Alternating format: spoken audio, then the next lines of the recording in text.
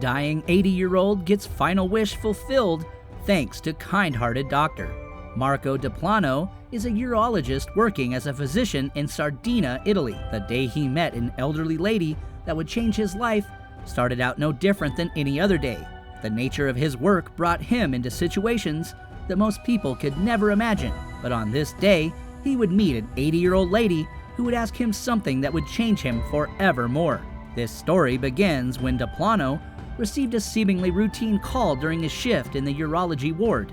He was brought a terminally ill patient, a lady he identified as being between 70 and 80 years old and more than a little pale.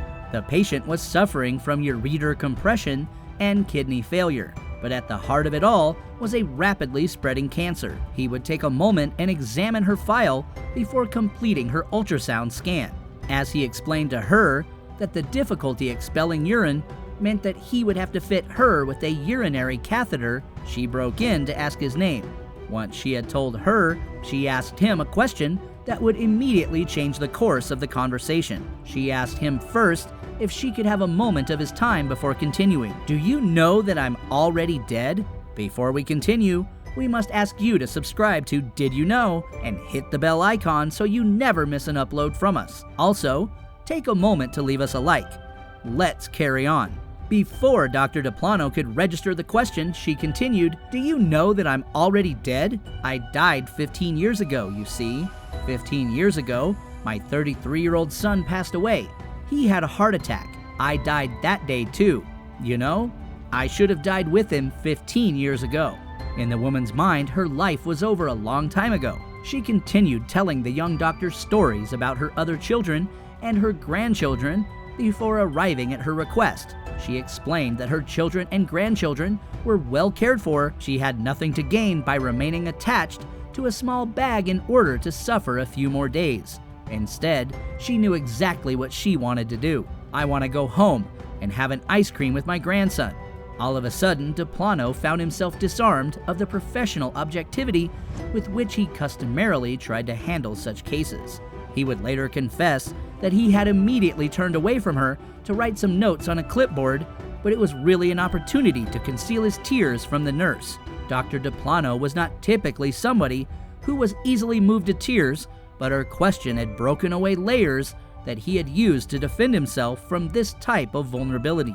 She hadn't expected an answer in that precise moment, but she did have another request for him. She wanted a kiss, like the kisses that children give their mothers, she explained. Then she promised that she would pray for him before being moved back to her ward. Deplano was stunned. All at once, it was clear to him what he had to do, not only for the old lady, but for himself. Soon afterwards, the woman was granted her wish, and Deplano had a new perspective on a situation that wasn't unique, but a patient who was. Knowing firsthand that doctors around the world face these situations with terminally ill patients every day, he decided he couldn't keep it to himself. He went on Facebook to transcribe a portion of his conversation and convey the impact the old woman had on him. With the ferocious speed of social networking, it was not long at all before the humble doctor had been inundated with an outpouring of appreciation and support for his show of compassion and his courage to do what he felt right to respect the elderly patient in her final days.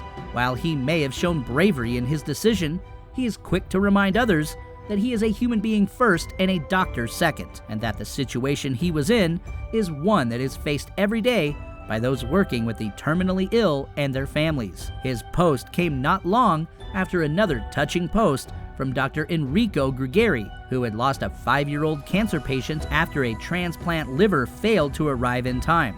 Dr. Grigeri described his ordeal as something that left him a great sense of emptiness. These type of posts are a powerful reminder of the vulnerability and humanity of our healthcare providers.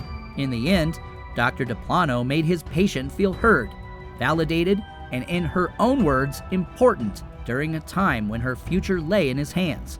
In return, she helped him to realize that death is merely the final part of life and not something that needs to be met with fear, anxiety, or selfishness, lessons that his years of study had not been able to teach him.